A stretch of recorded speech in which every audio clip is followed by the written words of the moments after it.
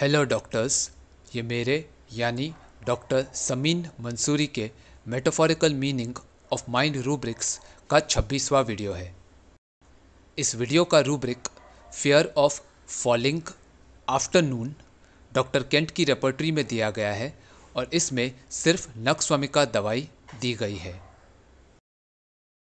Fear इस शब्द का मतलब है डर, जिसमें इंसान ये जानता है कि उसे कौन सी वस्तु, व्यक्ति या वारदात से नुकसान हो सकता है, यानी पेशेंट को अपने डर का कारण मालूम होता है। फॉल या फॉलिंग इस शब्द का मतलब है किसी हाई या ऊंची पोजीशन से नीचे या लोअर पोजीशन पर बहुत तेज रफ्तार से और बिना नियंत्रण के गिरना। फॉल में अक्सर गिरने वाला व्यक्ति या वस्तु खुद पर कंट्रोल खो देने के कारण सडनली, शार्पली और स्पीडीली नीचे जाता है। इसी तरह जब इंसान अपने आप मतलब ना चाहते हुए भी किसी पर्टिकुलर स्टेट में अचानक पहुंच जाता है तो इंग्लिश में उसके लिए भी फॉल शब्द यूज़ किया जाता है। Example, people fall ill in winter. इसका मतलब है सर्दी के मौसम में लोग अपने आप हेल्थ स्टेट से सिक कंडीशन में चले जाते हैं। अच्छी स्टेट को बुरी कंडीशन से सुपीरियर यानी ऊंचा माना जाता है।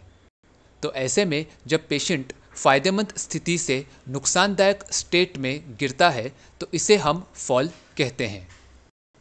अगर पेशेंट ऐसी स्टेट में बिना अपनी मर्जी या इच्छा के पहुंचता है तो उसके लिए ये यूजुअली एक बैड कंडीशन होती है। आफ्टरनून इस शब्द के दो पार्ट्स हैं, आफ्टर और नून। आफ्टर मतलब वो घटना जो किसी इवेंट के होने के बाद होती है।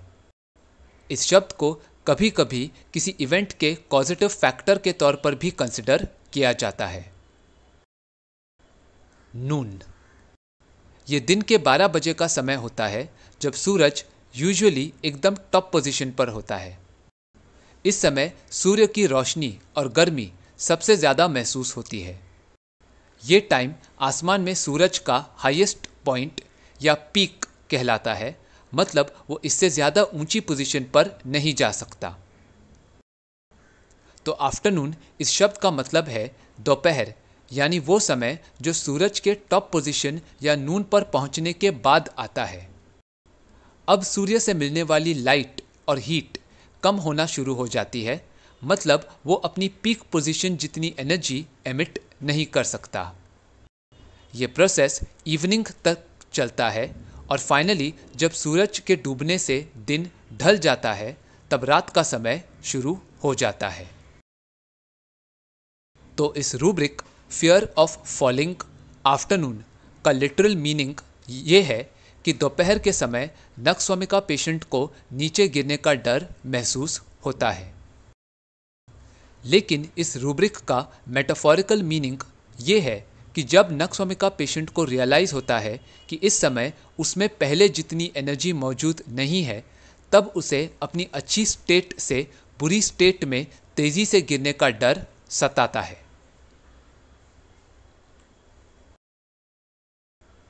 एग्जाम्पल 1, 50 साल का मेल पेशेंट 3 फाइल्स के साथ आया और बोला, डॉक्टर मुझे हार्ट की तकलीफ है, ये मेरी रिपोर्ट्स हैं, आप इन्हें देख लीजिए।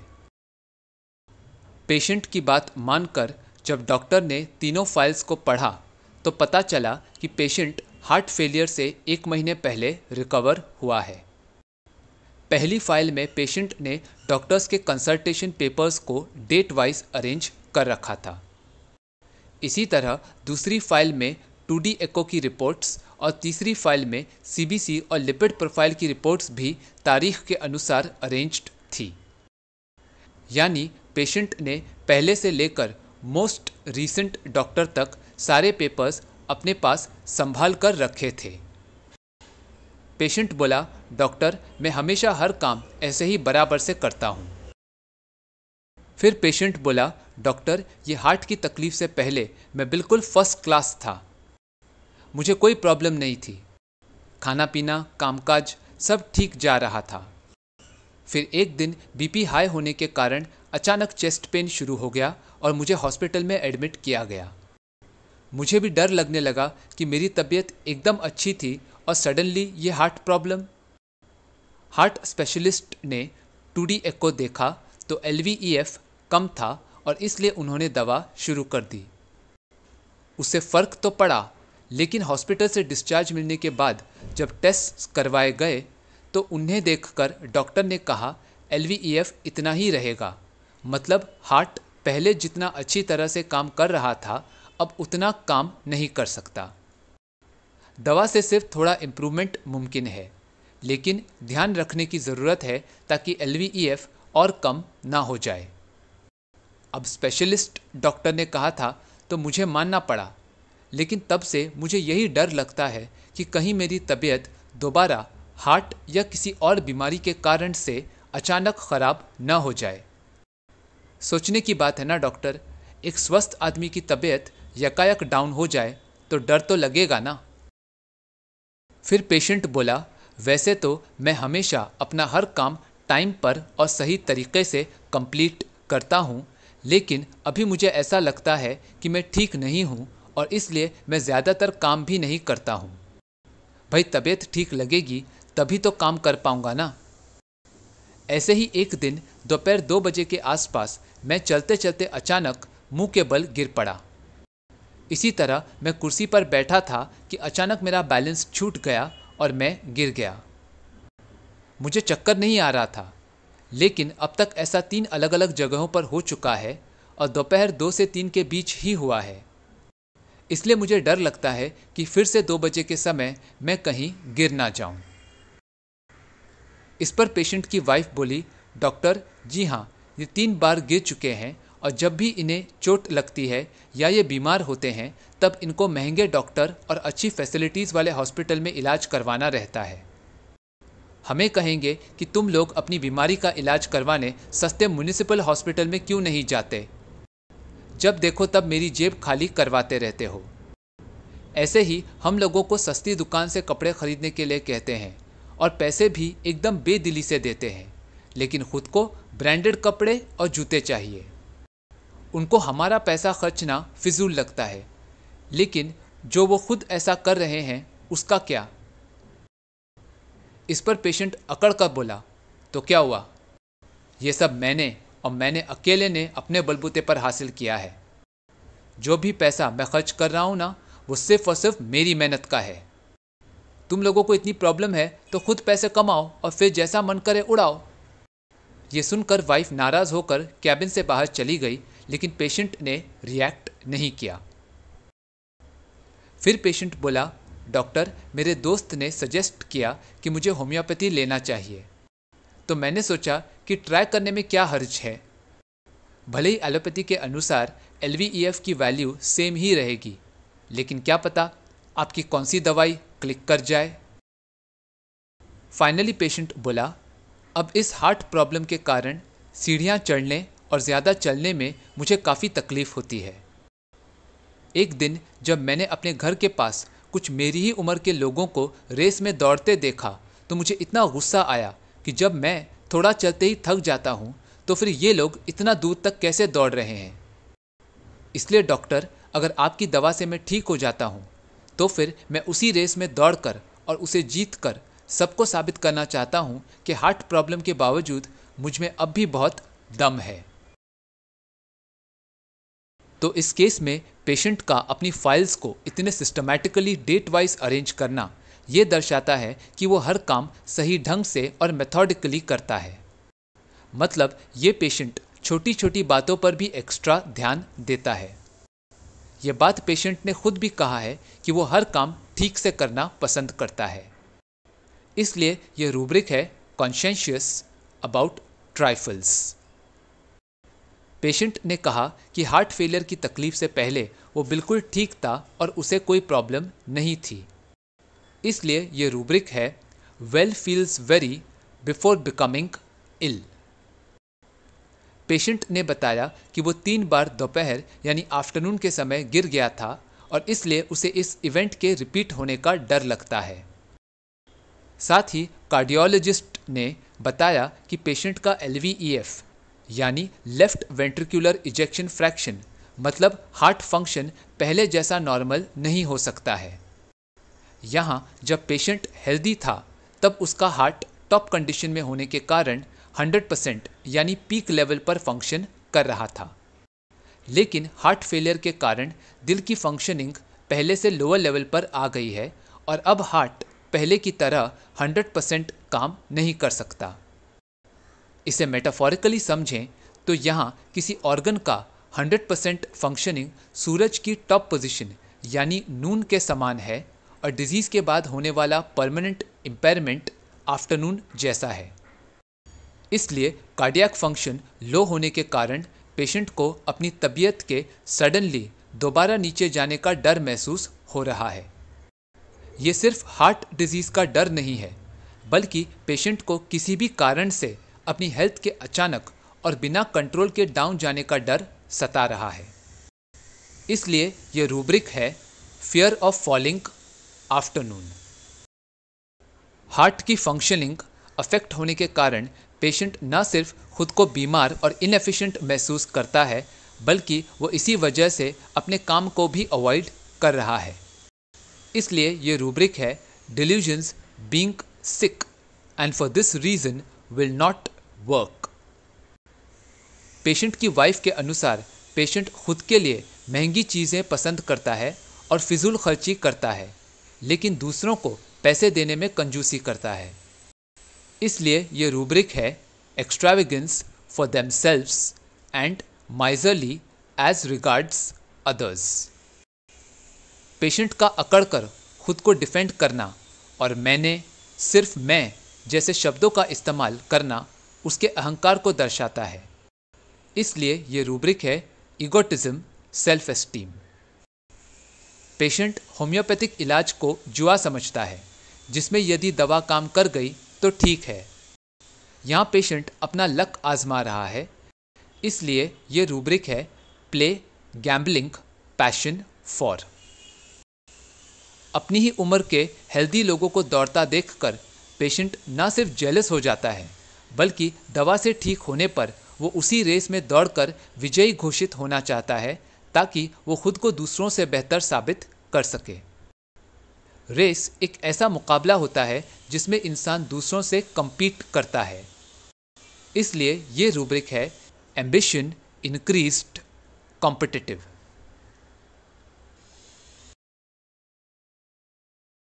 एग्जाम्पल 2। 35 साल का मेल पेशेंट आकर बोला, डॉक्टर मुझे अस्थमा का प्रॉब्लम है। उसके लिए मैं इन्हेलर यूज़ करता हूँ, लेकिन कभी कभी उससे भी आराम नहीं मिलता। अस्थमा का ODP पूछने पर पेशेंट बोला, एक रात नींद में मैंने सपना देखा कि मैं अपने एग्ज़ाम्स के रिज़ल्ट का इंतज़ार कर रहा हूँ और मुझे टेंशन हो रही है कि मैं पास होने वाला हूँ या फेल। उस सपने से मेरी आँख खुल गई और मुझे सांस लेने में तकलीफ़ महसूस होने लगी। फिर थोड़ी देर बाद मैं अपने आप नॉर्मल हो गया, लेकिन ऐसे ही सपने 3-4 बार आने लगे और उसके बाद मुझे सांस लेने में तकलीफ़ महसूस होने लगी। फाइनली डॉक्टर को कंसल्ट करने पर उन्होंने टेस्ट करवाए, जिससे पता चला कि मुझे अस्थमा हो गया है। फिर पेशेंट बोला, डॉक्टर आपको शायद यकीन नहीं होगा, मैं पिछले 12 सालों में 15 नौकरियां बदल चुका हूं। पहले मैंने बस ड्राइवर का काम किया, लेकिन कुछ समय बाद मुझे उस काम में मज़ा नहीं आया, तो मैंने वो काम छोड़ दिया और फिल्मों में सेट डिज़ाइनर का असिस्टेंट बन गया। वहाँ भी कुछ इश्यूज़ हुए तो मैंने वो काम भी छोड़ दिया। फिर मैंने कपड़ों की दुकान में सेल्समैन का काम भी किया। फिर उसके बाद मैंने कुछ और जॉब्स किए। ऐसे करते करते अब मैं एक MNC में मैनेजर की पोस्ट पर काम कर रहा हूँ और मुझे लगता है कि ये मेरा बेस्ट जॉब है। मैंने सबसे ज़्यादा अच्छा काम इसी जॉब में किया है और मैंने best employ of the year का अवार्ड भी जीता था। लेकिन मैंने नोटिस किया है कि मैं जितनी एफिशिएंसी से साल भर पहले काम कर पा रहा था, अब उतने अच्छे तरीके से काम नहीं कर पा रहा हूँ। मेरे बॉस ने भी कहा है कि पहले के मुकाबले में मेरी परफॉर्मेंस उतनी अच्छी नहीं है। पता नहीं क्यों मुझे स्ट्रगल करना पड़ रहा है और बावजूद इसके मैं उसी लेवल पर काम कर ही नहीं पा रहा हूँ। अब अगर मुझे डिमोशन मिला तो मैं मैनेजर की बजाय एक मामूली क्लर्क या चपरासी के लेवल पर आ जाऊंगा। इज्जत, पैसा और प्रमोशन सब एकदम लो लेवल का हो जाएगा। इसलिए मुझे इस बात का डर लगा रहता है। और अगर मुझे इतनी बड़ी एमएनसी से निकाल दिया गया तो फिर जो नौकरी मुझे इसके बाद मिलेगी वहाँ तो इस जॉब के मुकाबले में कमाई और प्रमोशन सब कम ही होगा ना। इसलिए मैं नहीं चाहता कि ऐसा हो। मेरे कलीग्स समझाते हैं कि मुझे इस अस्थमा का सही इलाज कराना चाहिए, वरना इसका मेरे जॉब पर बुरा असर पड़ेगा। इस पर मैं उन्हें अक्सर फट से झाड़ता हूँ कि अपने काम से काम रखो और फ्री किए एडवाइस देना बंद करो। माना वो मेरे भले के लिए कह रहे हैं, लेकिन क्या मैं खुद नहीं जानता कि मैं क्या फेस कर रहा हूँ। अस्थमा के कारण अक्सर प्रेजेंटेशन के बीच में सांस फूलने पर मुझे इन्हेलर यूज करना पड़ता है। इसी ब्रेथलेसनेस के कारण काम में बार बार रुकावटें आने पर मुझे बहुत गुस्सा आता है। ब्रेक लेने पर टाइम वेस्ट होता है, जिसके कारण मैं और क्लाइंट दोनों अपसेट हो जाते हैं। फाइनली पेशेंट बोला, मेरे जॉब शिफ्टिंग से गांव में मेरे पेरेंट्स बहुत परेशान थे। अब ये जॉब लगी है तो वो थोड़े रिलैक्स्ड हैं। लेकिन इस अस्थमा की तकलीफ के लिए मेरी मम्मी ने अपने गहने बेचकर मुझे पैसे भेजे ताकि मैं शहर में किसी अच्छे डॉक्टर से अपना इलाज करवा सकूं। इस बात से मुझे इतना बुरा लगता है कि जहां बेटा होने के नाते मुझे अपने बूढ़े पेरेंट्स को पैसे भेजने चाहिए, वहां उनको अब भी मेरे खर्चे उठाने पड़ रहे हैं। ये कितनी शर्मनाक बात है। मैं अपने पेरेंट्स की नज़रों में और नहीं गिरना चाहता। हैबिट्स के बारे में पूछने पर पेशेंट बोला, ड्रिंक्स लेने की आदत तो पहले ही से थी, लेकिन अब तो ऐसा हाल हो गया है कि रात को कभी कभी नींद में शराब पीने की तलब महसूस होती है और ना चाहते हुए भी मुझे उठकर एक पैग लेना पड़ता है, तभी थोड़ा अच्छा लगता है। तो इस केस में पेशेंट ने बताया कि उसे ऐसे ड्रीम्स आते थे जिसमें उसे ये पता नहीं चलता था कि जिस सिचुएशन में वो है उसका परिणाम क्या निकलेगा। मतलब ड्रीम्स में नज़र आने वाले इवेंट्स की अनसर्टेनिटी से होने वाले अनईजीनेस के कारण पेशेंट को अस्थमा जैसी बीमारी हो गई। इसलिए ये रूब्रिक है, asthma spasmodic caused by anxious dreams. Patient ने 12 सालों में 15 नौकरियां बदली क्योंकि वो एक जगह पर किसी न किसी वजह से टिक नहीं पाया। इसलिए ये रूब्रिक है, परसिस्ट इन नथिंग। पेशेंट ने बताया कि एमएनसी यानी मल्टीनेशनल कंपनी वाले जॉब में उसने अपनी लाइफ का सबसे बेस्ट परफॉर्मेंस दिया है और इसलिए उसने अवार्ड भी जीता। लेकिन अब पेशेंट उसी टॉप लेवल का काम नहीं कर पा रहा है, बल्कि स्ट्रगल कर रहा है। इसे मेटाफोरिकली समझें तो पेशेंट का हाईएस्ट परफॉर्मेंस सूरज के नून टाइम के जैसा है और अब पेशेंट का उस बेस्ट लेवल पर फिर से ना पहुंच पाना और उस पीक से बेहतर ना परफॉर्म कर पाना आफ्टरनून दर्शाता है। ये इसलिए है क्योंकि हम सब जानते हैं कि चढ़ता सूरज टॉपमोस्ट लेवल पर पहुंचने के बाद फाइनली डूबता ही है। मतलब उस सूर्य के लिए भी टॉप की पोजीशन पर हमेशा के लिए रह पाना असंभव होता है, क्योंकि वक्त कभी एक सा नहीं रहता, वो बदलता रहता है। लेकिन पीक परफॉर्मेंस को दोबारा न रिपीट कर पाने पर पेशेंट को जॉब में लो लेवल पर गिरने का डर सताता है। मैनेजर जैसी हाई पोस्ट से सीधा क्लर्क के लेवल पर आना एक सडन, स्पीडी और अनडिजायरेबल डाउनवर्ड मोशन है जिससे पेशेंट डरता है, क्योंकि प्रमोशन और डिमोशन करने का कंट्रोल पेशेंट के नहीं बल्कि उसके बॉस के हाथ में है। इसी तरह इस टॉप एमएनसी से निकाले जाने पर पेशेंट को यही डर लगता है कि इसके बाद उसे लोअर लेवल वाले जॉब्स ही मिलेंगे। मतलब पेशेंट एकदम से नीचे पहुंच जाएगा। साथ ही पेशेंट अपने पेरेंट्स की आईज में खुद को और ज़्यादा लो फील नहीं करवाना चाहता। इसलिए ये रूब्रिक है, फियर ऑफ फॉलिंग आफ्टरनून। जब पेशेंट को उसके दोस्त अच्छे से समझाते हैं तो पेशेंट उन्हें तुरंत झड़क देता है, क्योंकि उस फ्रेंडली एडवाइस से पेशेंट अपसेट हो जाता है। इसलिए ये रूब्रिक है एडमोनिशन काइंडली एग्रेवेट्स। मीटिंग में दमे का अटैक आने पर पेशेंट को ब्रेक लेना पड़ता है, इन्हेलर यूज़ करना पड़ता है और उसके बाद ही वो अपना काम कंटिन्यू कर पाता है। काम के बीच आने वाले ये ब्रेक्स पेशेंट को गुस्सा दिलाते हैं, इसलिए ये रूब्रिक है एंगर फ्रॉम इंटरप्शन।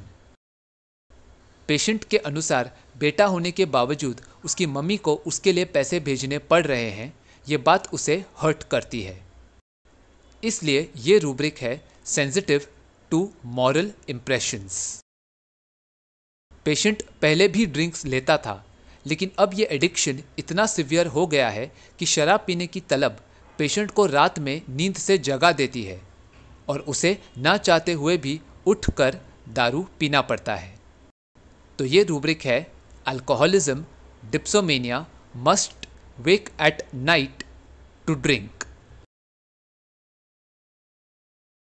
नक्स्वामिका दवाई कॉन्शियस अबाउट ट्राइफल्स और सेंसिटिव टू मॉरल इम्प्रेशंस इन दोनों रूब्रिक्स में मौजूद है। एक डॉक्टर ने कमेंट्स सेक्शन में मुझे इन दोनों रूब्रिक्स को डिफ्रेंशिएट करने के लिए कहा था, तो मैं इस सवाल का जवाब दे रहा हूं। जैसे हमने एग्जाम्पल 1 में देखा, कॉन्शियस अबाउट ट्राइफल्स वाले लोग अपना छोटे से छोटा काम भी बहुत अच्छे तरीके से सिर्फ इसलिए करते हैं क्योंकि उनकी अंतरात्मा उन्हें ऐसा करने के लिए एनकरेज करती है। यहाँ पेशेंट का अपना ज़मीर या कॉन्शियंस उसे राइट एंड रॉन्ग का फ़र्क बताता है और सही काम करने के लिए अर्ज करता है। Sensitive to moral impressions. Sensitive इस शब्द का मतलब है संवेदनशील, यानी किसी चीज़ या बात से बहुत जल्दी और बहुत स्ट्रांगली अफेक्ट हो जाना। एग्जाम्पल, जब हम कहते हैं कि यह थर्मामीटर सेंसिटिव है, तो इसका यह मतलब होता है कि यह डिवाइस तापमान में आने वाले माइन्यूट से माइन्यूट चेंजेस को डिटेक्ट करता है और रिकॉर्ड भी करता है। मॉरल। मॉरल मतलब वो sense of right and wrong जो हमें हमारे पेरेंट्स, हमारे टीचर्स यानी जिस सोसाइटी में हम रहते हैं उससे सीखने को मिलता है। जैसे कि चोरी नहीं करनी चाहिए, झूठ नहीं बोलना चाहिए, गलत काम नहीं करनी चाहिए, सबसे अच्छी तरह से बर्ताव करना चाहिए और किसी के साथ धोखा या जालसाजी नहीं करनी चाहिए। यहाँ सही और गलत की जानकारी हमें हमारी अंतरात्मा से नहीं मिलती, बल्कि समाज द्वारा सिखाई हुई बातों के बेसिस से प्राप्त होती है। इम्प्रेशंस। इस शब्द का मतलब है कोई भी ऐसी बात जो हमें प्रभावित करती है या जिसका हमारे मन पर बहुत गहरा असर होता है। अक्सर इम्प्रेशंस अपने कांटेक्ट में आने वाले व्यक्ति या वस्तु पर एक गहरी और अमिट छाप छोड़ जाते हैं, जिसके कारण इस असर को दूर करना काफ़ी मुश्किल हो जाता है। एग्जाम्पल, जब हम किसी एक्टर को फिल्म में ज़बरदस्त एक्शन सीन्स करते देखकर पसंद करने लगते हैं यानी इम्प्रेस हो जाते हैं, तो हमारे मन में उसके बारे में यही इमेज छप जाती है कि ये एक एक्शन हीरो है। इसलिए ऐसे एक्टर के इमोशन, डांस या कॉमेडी वाले सीन्स देखकर हम उसे उतना एंजॉय नहीं कर पाते। इसी तरह दिमाग में किसी बात या थॉट के आने पर यदि उसकी एक इमेज छप जाती है, तो अब उस बात को चेंज करना अक्सर मुश्किल हो जाता है। अब जैसा हमने एग्जाम्पल 2 में देखा कि 35 साल का होने के बावजूद जब पेशेंट के पेरेंट्स को उसके इलाज के लिए उसे फाइनेंशियली सपोर्ट करना पड़ रहा है, तो ये बात पेशेंट को अपसेट करती है, क्योंकि हमें यही सिखाया गया है कि बुढ़ापे में बच्चों को अपने माता पिता की सेवा करनी चाहिए और बच्चों को अपने पेरेंट्स को पैसे भेजने चाहिए। पेरेंट्स ने सारी लाइफ अपने बच्चों की देखभाल की और इसलिए अब संतान को अपने माँ बाप का ख्याल रखना चाहिए। लेकिन पेशेंट ऐसा नहीं कर पा रहा है और इसलिए माँ के द्वारा पैसे भेजे जाने वाली बात पेशेंट को बहुत डीपली अफेक्ट कर रही है। तो जहाँ कॉन्शियस अबाउट ट्राइफल्स में पेशेंट का ज़मीर उसे राइट डिसीजन लेने को कहता है, वहीं सेंसिटिव टू मॉरल इम्प्रेशंस में पेशेंट समाज के बताए हुए राइट और रॉन्ग के फ़र्क को ध्यान में रखते हुए उस बेसिस पर होने वाले इवेंट्स या डिसीजंस से अफेक्ट हो जाता है। Anxiety, conscious of as if guilty of a crime और कॉन्शियस अबाउट ट्राइफल्स, इन दोनों रूब्रिक्स के डिफरेंसेस को मैंने अपने फॉस्फोरिक एसिड वाले वीडियो में एक्सप्लेन किया है। उसका लिंक डिस्क्रिप्शन में है, तो आप उसे रेफर कर सकते हैं। इसी तरह मैंने नखस्वामिका के माइंड रूब्रिक्स पर 4 वीडियोस बनाए हैं। उन वीडियोस के प्लेलिस्ट का लिंक डिस्क्रिप्शन में है, तो आप उसे भी रेफर कर सकते हैं। तो मुझे उम्मीद है कि आपको ये रूब्रिक और इसमें मौजूद नखस्वामिका दवाई समझ आई होगी। अगर ये वीडियो पसंद आया तो उसे लाइक और शेयर करें और मेरे इस YouTube चैनल को सब्सक्राइब करें। वीडियो या होम्योपैथी से जुड़े आपके कोई भी सवाल हो या आप फीडबैक देना चाहें तो मुझे कमेंट्स में बताएं। मैं आपके सवालों का जवाब देने की पूरी कोशिश करूंगा। Thank you for watching.